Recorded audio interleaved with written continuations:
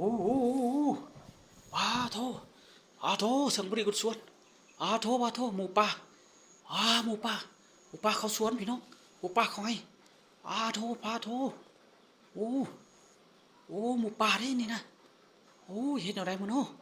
โอ้หมูป่าเนี่ยมาดุดสวนนี่นะมาดุดให้นี่นะปาโทอาโทพี่น้องหมูป่าเสียงปรีพี่น้องเสียงปรีโอ้เสียงปรีกุดสวนกุดเร็วยังไหมเสียงปรีเทพเจริญประกันภัยเฮ็ดไว้ละดีเงิน70ล้านกีบบางคนคิดว่าบ่หลายแต่มีความหมายสำหรับผู้เฮ็ดประกันภัยเมื่อทานถึงวันนั้นบ่ว่าจะแม่นประกันภัยชีวิตและประกันภัยรถสำหรับประกันภัยชีวิตมี2ทางเลือกจ่ายเดือนละ 50,000 กีบรับประกันสูงสุดถึง70ล้านกีบทางเลือกที่2จ่ายเดือนละ 60,000 กีบรับประกันสูงสุดถึง90ล้านกีบรายละเอียดไปหาที่บริษัทเทพเจริญประกันภัยที่บ้านโพนคำใกล้กับคันคูสวนหนองน้ำงำเมืองแปะแขวงเชียงขวงถ้าท่านใดได้ฟังจากเพจพงศิลา